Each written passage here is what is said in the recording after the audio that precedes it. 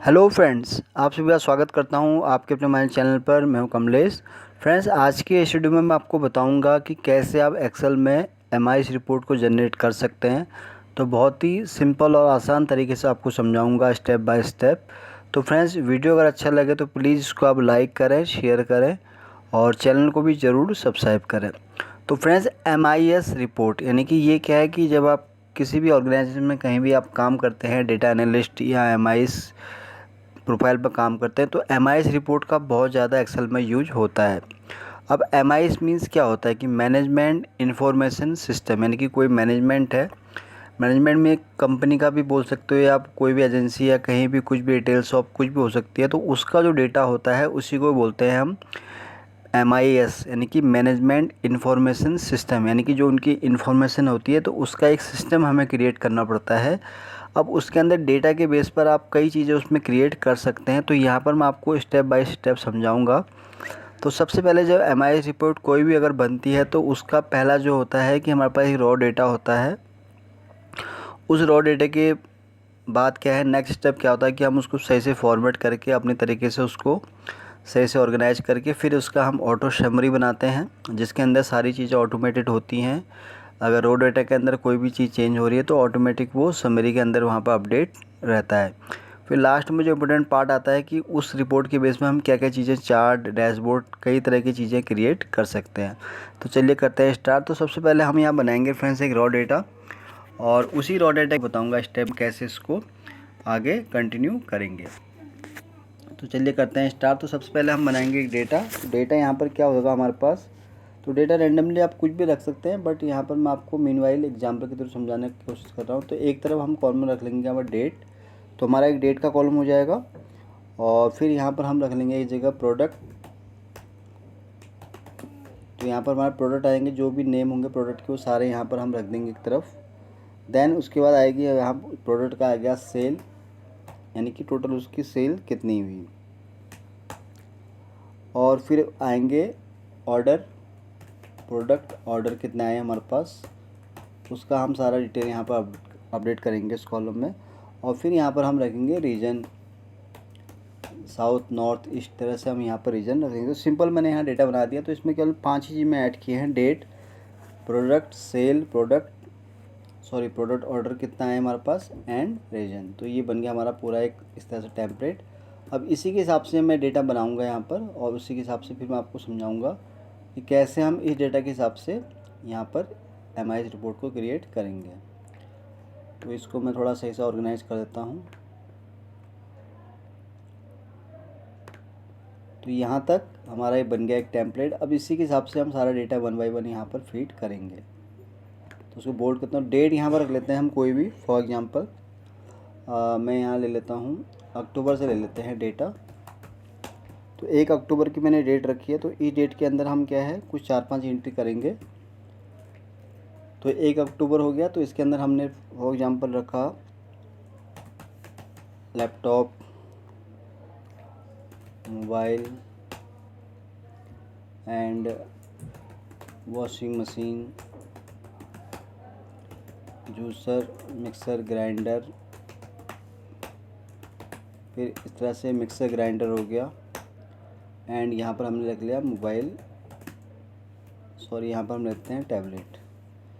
तो ये होगी कुछ आइटम मैंने यहाँ पर इस तरह से रैंडमली ले ली है। अब इसी को ही हम क्या है आगे मैं इसको कॉपी पेस्ट करूँगा। तो यहाँ पर हम सेल के हमारा डेटा था ना, तो सेल में मैं रैंडमली यहाँ पर रैंड बिटवीन फंक्शन का यूज़ करूँगा। तो यहाँ मिनिमम रख लेता हूँ मैं यहाँ पर 50,000 और मैक्सिमम मैं रख लेता हूँ यहाँ पर 85,000। तो इसको मैं कर दूँगा ड्रैग। तो ये हो गया। अब प्रोडक्ट का ऑर्डर मीन्स क्या है कि जो उसकी टोटल क्वांटिटी कितनी है हमारे पास।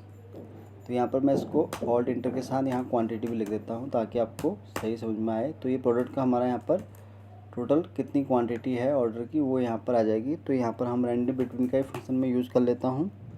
तो मैक्सिमम रख लेता हूँ मैं 10 और मिनिमम रखता हूँ 10 और मैक्सिमम हो गया 25। तो उसको ड्रैग करता हूँ तो ये यहाँ फंक्शन आ गया। अब यहाँ पर रीजन हम रख लेते हैं। तो रीजन के अंदर यहाँ पर हम रख लेते हैं साउथ, ईस्ट, नॉर्थ, वेस्ट, तो इसी को ही मैं आगे यहाँ पर ड्रैग करता हूँ। तो यहाँ तक तो हमारा डेटा ये बन गया फ्रेंड्स। अब यहाँ पर मैं क्या करूँगा, इसी को ही मैं आगे कॉपी करूँगा। तो यहाँ पर हो जाएगा 2 तारीख, 3 तारीख में इसको हम कर लेते हैं। और इसी तरह फिर उसको आगे हम कट कॉपी पेस्ट करेंगे। तो यहाँ पर हम ले लेते हैं 5 अक्टूबर। तो इसी को ही मैं ड्रैग कर लेता हूँ और फिर हम यहाँ रख लेते हैं 10 अक्टूबर हो जाएगा यहाँ पर। और इसी को ही कॉपी पेस्ट करके फिर मैं आगे इस तरह से डेटा बना रहा हूँ रैंडमली। तो यहाँ हो जाएगा हमारा 25 अक्टूबर और इसी को ही हम फिर कॉपी करेंगे, पेस्ट कर देंगे यहाँ पर। तो यहाँ रख देता हूँ मैं 1 नवंबर।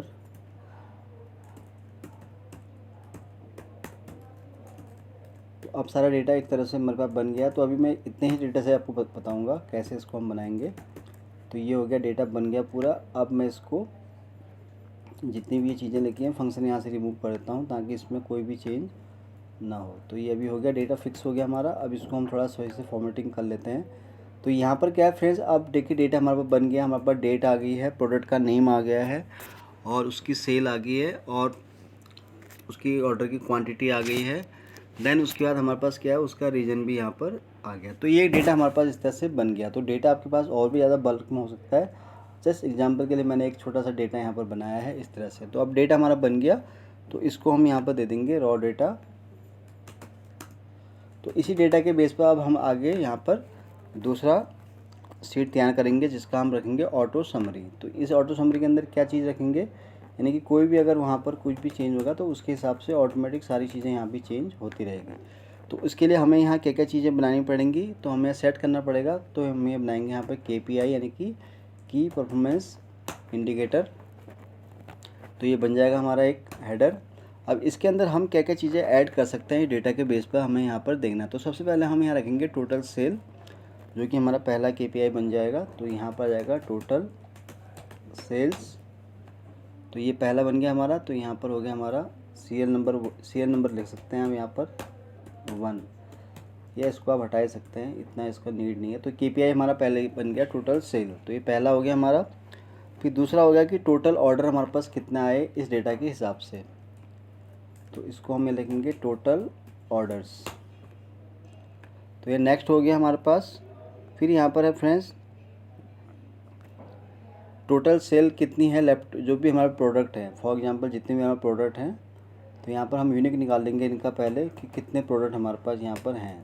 तो यहाँ पर जितने प्रोडक्ट हैं उनका हम यहाँ पर ले देंगे। टोटल हमारे पास यहाँ पर है फ्रेंड्स 6 प्रोडक्ट हैं। तो इसी का ही हम यहाँ पर इस तरह से निकालेंगे। तो सबसे पहले बात करते हैं कि टोटल सेल लैपटॉप, यानी कि जो भी प्रोडक्ट हमारे पास है तो उसको हम यहाँ देखेंगे क्या है। उसका प्रोडक्ट पहला है लैपटॉप। तो यहाँ पर हम करेंगे लैपटॉप। तो ये हमारा पहला प्रोडक्ट हो जाएगा। इस तरह हम यहाँ पर जितने भी हमारे प्रोडक्ट हैं उस सभी का हम यहाँ पर समरी इस तरह से निकालेंगे। तो अब अगला प्रोडक्ट हमारा कौन सा है, मोबाइल। तो ये हो जाएगा हमारा मोबाइल। और देन उसके बाद आ जाएगा वॉशिंग मशीन।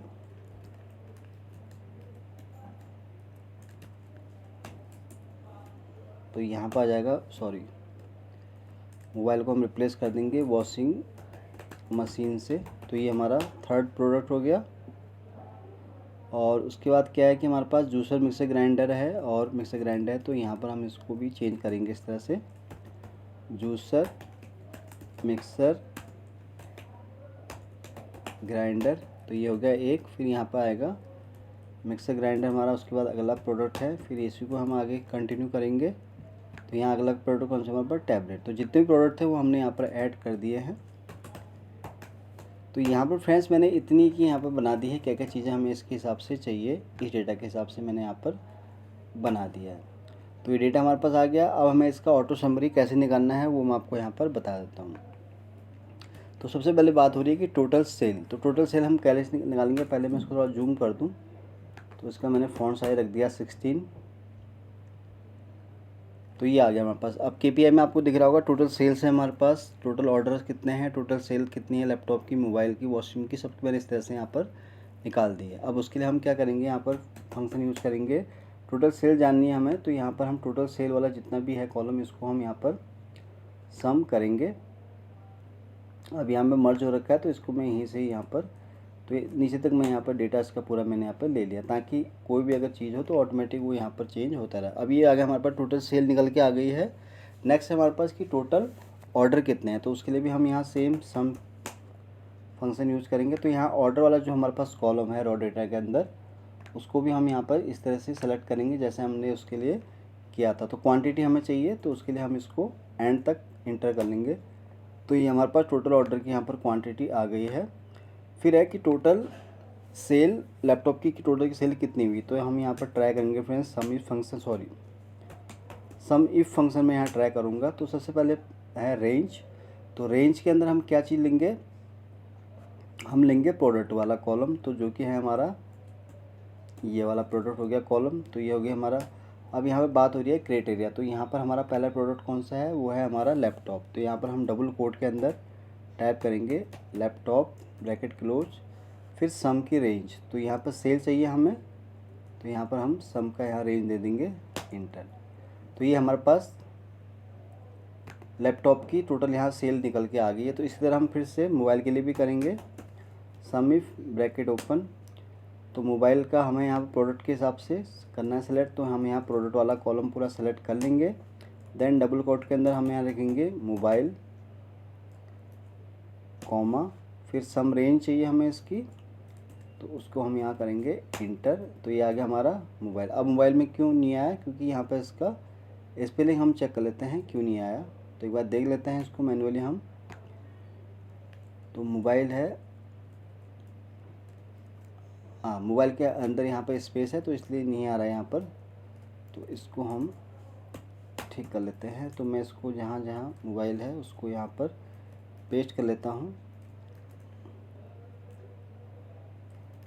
तो यहाँ पे क्या है, स्पेस का भी आपको फॉर्मेटिंग जब भी आप करते हैं तो यहाँ पर आपको स्पेस का इसका भी ध्यान रखना है। तो यह सब मैंने ठीक कर दिया है। तो अब इसको हम यहाँ पर देखिए, मैंने जैसे स्पेस हटाया तो आप देख रहे हैं यहाँ पर इसकी वैल्यू आ गई है।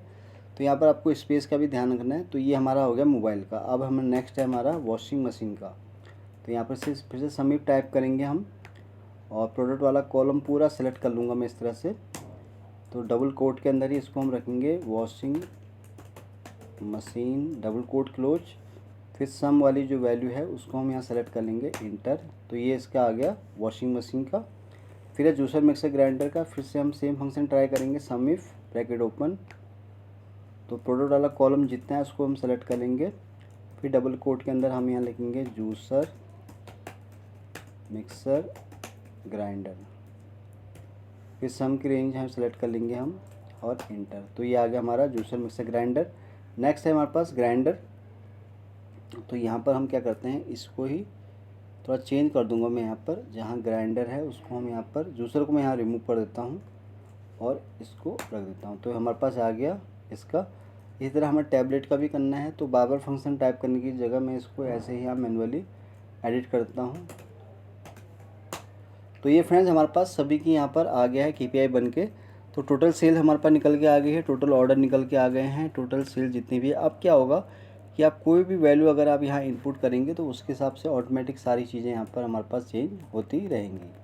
तो यहाँ पर आप जो भी चीज़ें कुछ भी चेंज करेंगे तो उसके हिसाब से ऑटोमेटिक उसकी वैल्यू भी यहाँ पर चेंज हो जाएगी हमारे पास। जो भी हम यहाँ पर जैसे ऑर्डर है आपको 609 दिख रहे हैं, तो यहाँ पर फॉर एग्जांपल मैं अगर कोई भी वैल्यू चेंज कर रहा हूँ, 48 कर दिया मैंने, तो अभी 609 आपका देखिए 633 यहाँ पर हो जाएगा। तो ये क्या है कि हमने ऑटो समरी वाली सीट यहाँ पर क्रिएट कर दी है।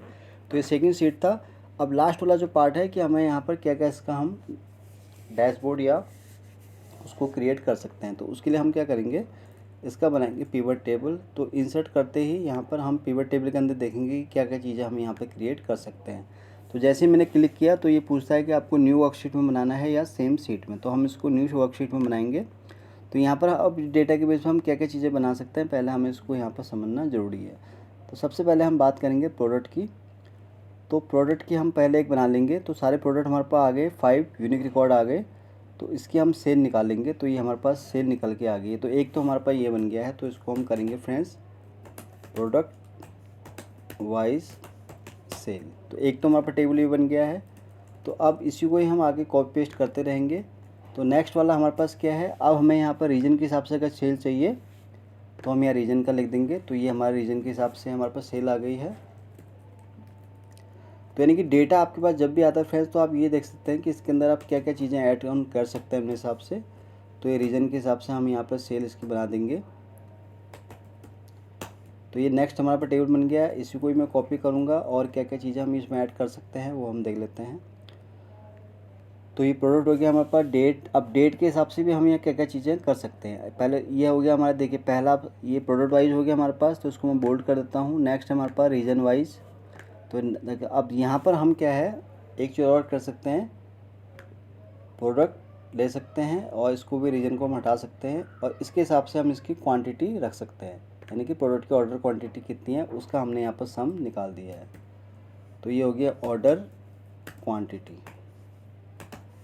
तो प्रोडक्ट जो था उसकी ऑर्डर क्वांटिटी हमारे पास आ गई है। तो अब 3 टेबल हमारे पास बन गए हैं। और क्या क्या चीज़ें हम बना सकते हैं, हमारे पास यहाँ पर एक टेबल और बन सकता है। यहाँ पर हम आएंगे तो डेट के हिसाब से हम यहाँ रख सकते हैं। तो ये हमने डेट रख दी। और अब देखिए यहाँ पर आ रहा है मंथ, तो मंथ के हिसाब से अगर आपको चाहिए तो मंथ रख सकते हैं, अदरवाइज़ इसको आप डेट के हिसाब से भी यहाँ पर सेट कर सकते हैं। तो मंथ को मैं हटा देता हूँ, तो डेट आ गई हमारे पास।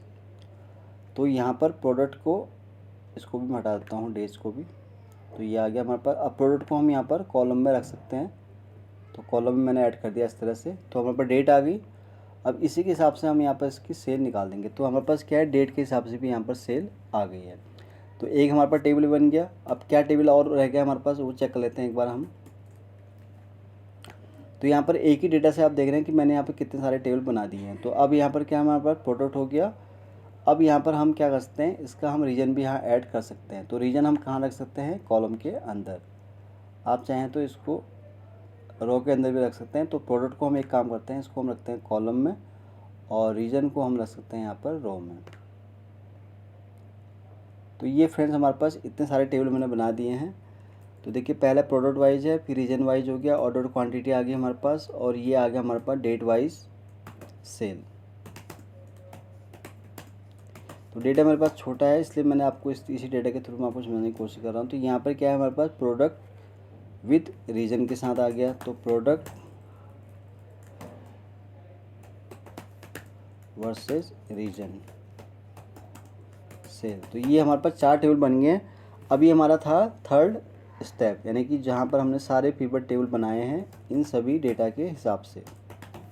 तो ये हो गया हमारा थर्ड स्टेप। अब फाइनल स्टेप हमारे पास डैशबोर्ड हमें इसका क्रिएट करना है। तो वन बाय क्या करेंगे, हम इसको इनका हम बनाएंगे डैशबोर्ड। तो हम 4 ले लेते हैं कोई भी। तो पहला मैंने ले लिया ये वाला, तो ये बन गया है। अब इसको हम डेटा हमें ऐड करना है। तो डेटा लेवल हम आएंगे तो ये डेटा हमारा ऐड हो गया। तो इसको मैं करूँगा यहाँ से कट और इसको हम करेंगे पेस्ट हियर। तो ये पेस्ट हो गया हमारे पास। तो क्या टेबल है इसका, प्रोडक्ट वाइज सेल। तो इसका हम यहाँ नाम रख देंगे फ्रेंड्स, इसको हम रीनेम कर देंगे प्रोडक्ट वाइज सेल। तो ये हमारा पहला हो गया। नेक्स्ट है हमारे पास क्या है, रीजन वाइज सेल। तो इसको भी हम सेलेक्ट करेंगे, इंसर्ट में हम आएंगे। तो चार्ट आप अपने हिसाब से कोई भी सेलेक्ट कर सकते हैं। मैं यहाँ रेंडमली कोई ऐसे से ले रहा हूँ।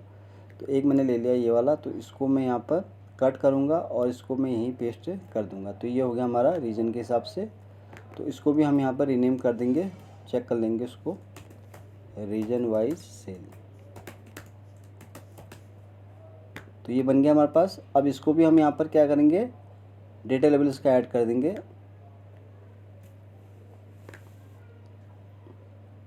तो ये हो गया ऐड। या इसमें हम कोई, देखिए सेंटर में होगा, दिख नहीं रहा आपको। तो यहाँ पर हम कोई और चार्ट प्रेफर कर लेते हैं। तो यहाँ पर मैं पाई चार्ट ले लेता हूँ। तो पाई चार्ट में थोड़ा चीज़ें यहाँ पर हमें सही दिख जाएंगी। तो सारे हमारे पास ये आ गए रीजन। नेक्स्ट फिर क्या रह गया हमारे पास, ऑर्डर की, प्रोडक्ट की क्वांटिटी आ गई हमारे पास टोटल ना। तो इसको भी हम क्या करेंगे, इस तरह से यहाँ पर इंसर्ट में आएंगे। तो यहाँ पे हम कोई भी चार्ट ले लेते हैं एक। तो हम ले लेते हैं ये वाला चार्ट। तो ये ले लिया मैंने, इसको मैं कट करके इसको हम करते हैं यहीं पेस्ट। तो यहाँ पर अब हमें इसको थोड़ा और चार्ट भी मुझे यहाँ पर लाना है। तो मैं इसको थोड़ा इसका साइज़ छोटा कर देता हूँ ताकि इसमें हम और चार्ट को यहाँ पर इस तरह से यहाँ पर डिस्प्ले कर सकें। तो ये हो गया। यहाँ पर हम इसका क्या करेंगे, डेटा लेबल को ऐड कर देंगे। तो ये डेटा हमारे पास आ गया। तो यह क्या है, हमारा प्रोडक्ट वाइज ऑर्डर क्वांटिटी है ना।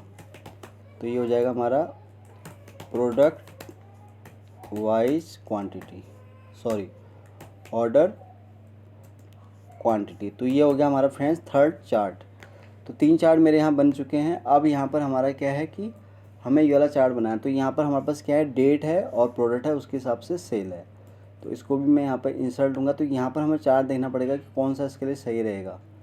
तो यहाँ पर मैं देखता हूँ कोई ऐसा चार्ट कि जो सही रहे इसके लिए। तो क्या क्या चार्ट हमें यहाँ, पाई चार्ट ही मैं लगता है कि प्रेफर है, तो इसी को भी प्रेफर करता हूँ। तो कट कर लेता हूँ इसको मैं चार्ट को, और इसको मैं करता हूँ पेस्ट इधर। तो यहाँ पर अब क्या है, हमारे पास डेट वाइज सेल होगी प्रोडक्ट की ना, डेट वाइज सेल। तो ये हो गया हमारे पास। अब इसको भी हम डेटा इसमें ऐड करता हूँ मैं। तो डेटा लेबल ही आपको ऐड करना है। तो ये सारा देखिए यहाँ पर प्रोडक्ट के हिसाब से आपके पास सेल यहाँ पर आ गई है। तो आखिरी हमारे पास रह गया फ्रेंड्स रीजन और प्रोडक्ट के हिसाब से सेल। तो इसको भी हम इस तरह से सेलेक्ट कर लेते हैं। तो देखिए फ्रेंड्स, बहुत ही सिंपल और आसान तरीका मैं आपको बता रहा हूँ।